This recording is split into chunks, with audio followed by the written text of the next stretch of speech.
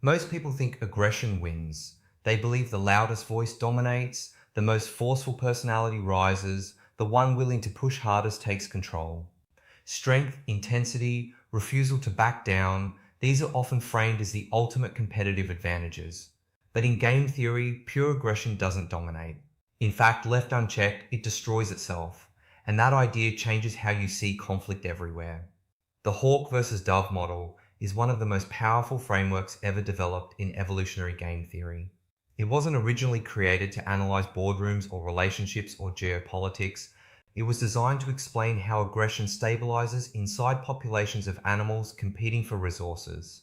But what it reveals applies directly to power, negotiation, masculinity, leadership, and strategic behavior in modern life. At its core, the model is simple. Two individuals compete over a resource. That resource could be food, territory, money, status, promotion, market share, influence, or control. Each individual has two strategic options.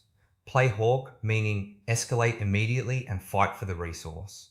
Or play dove, meaning signal willingness but retreat if the opponent escalates to avoid costly conflict. When a hawk meets a dove, the hawk wins. The dove yields. No injury occurs because the dove avoids the fight. The hawk secures the resource. That outcome makes aggression look powerful. When a dove meets a dove, neither escalates. They posture, display, negotiate, or split the resource. There's minimal cost, stability emerges. But when a hawk meets another hawk, they fight. And fighting carries cost. Injury, energy expenditure, reputational damage, lost time, structural instability. Sometimes both leave worse off than if they had split the resource in the first place. That's the critical insight. Aggression wins against submission, but aggression against aggression becomes mutually destructive. This dynamic shows up constantly in professional environments. You see individuals who dominate meetings, push ideas aggressively, escalate to leadership quickly, and assert control over projects. Against passive colleagues, they rise quickly. Against compliant personalities, they take ground. But when two high dominance individuals collide, internal warfare begins. Information gets weaponized. Alliances form. Energy drains into politics rather than productivity. The organization itself can suffer because two hawks refuse to yield. What the hawk versus dove model reveals is uncomfortable. A population of pure hawks cannot stabilize. The cost of constant conflict erodes overall value. Likewise, a population of pure doves invites exploitation. Pure submission allows aggressive invaders to dominate unchecked. Stability emerges not from extremes, but from balance. In evolutionary game theory, this balance is described as an evolutionarily stable strategy. A strategy becomes stable when, once widely adopted, alternative strategies cannot easily invade and outperform it.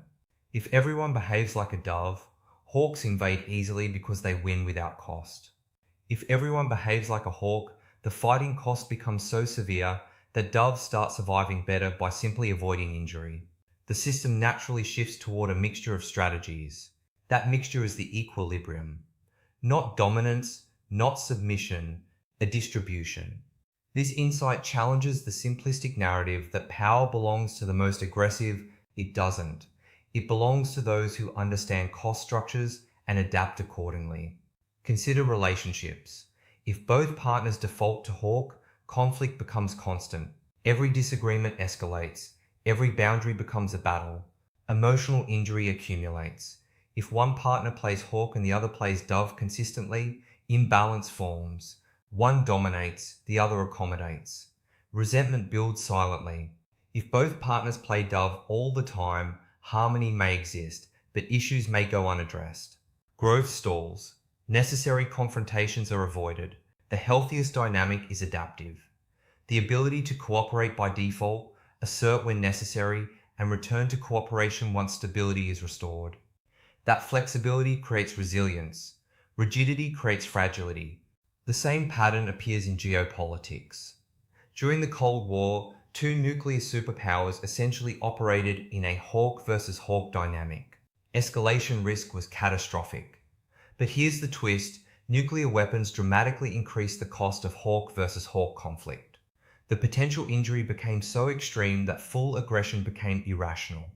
As a result, restraint, a dove-like behavior, became strategically rational. Stability emerged not from kindness, but from cost inflation. When the cost of escalation rises high enough, aggression self-limits. Business competition mirrors this. Price wars are classic hawk versus hawk encounters. One company slashes prices aggressively to capture market share. Another retaliates, margins collapse, both bleed. Sometimes smaller competitors survive by refusing to engage directly. They reposition, differentiate, or target niche markets instead of escalating into destructive competition.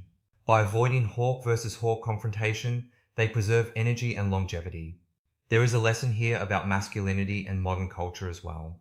Many men are socialized toward one extreme or the other, either constant dominance and refusal to yield, or chronic agreeableness and conflict avoidance. But both are incomplete strategies. Pure hawk behavior burns bridges and invites retaliation. Pure dove behavior invites exploitation.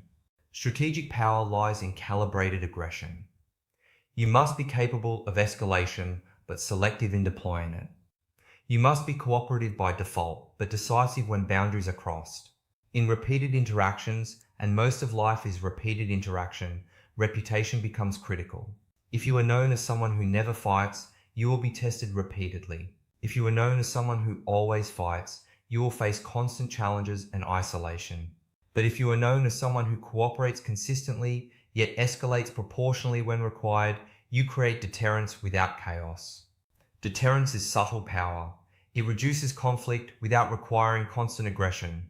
In repeated game environments, strategies like tit for tat with forgiveness tend to dominate. Begin cooperatively. If the other side defects, respond proportionally. If they return to cooperation, you do the same. This prevents exploitation while maintaining stability. It mirrors the hawk versus dove equilibrium, aggression used selectively, not reflexively. Modern digital culture complicates this model. Social media reduces the cost of aggression. Online, individuals can play hawk with minimal physical or immediate reputational injury. Low-cost signaling increases frequency of escalation. But even online, reputational consequences accumulate over time. Careers are affected. Networks shift. The illusion of low cost sometimes hides long-term consequences. The hawk versus dove model also reveals something psychological. Many people default to aggression or submission, not because it's optimal, but because of fear. Hawks often fear being dominated, doves often fear losing connection. These are emotional responses, not strategic calculations. Game theory strips emotion away and asks a colder question. What is the value of the resource? What is the cost of conflict? What is the probability the opponent escalates? Given those variables, which strategy maximizes long-term payoff? Sometimes the resource is trivial and the cost of escalation is high. In those situations, playing dove is rational strength, not weakness. Sometimes the resource is critical, reputation, safety, integrity, and the opponent is likely to retreat under pressure. In those situations, playing hawk decisively is rational. The most advanced move, however, is not choosing hawk or dove. It is altering the payoff structure entirely, increasing the perceived cost of escalation for the opponent, introducing oversight, clarifying rules, creating accountability, expanding the time horizon. When you change the structure, you change the incentives. And when incentives shift, behavior follows. This is what effective leaders understand. They design systems where destructive hawk versus hawk conflict becomes irrational.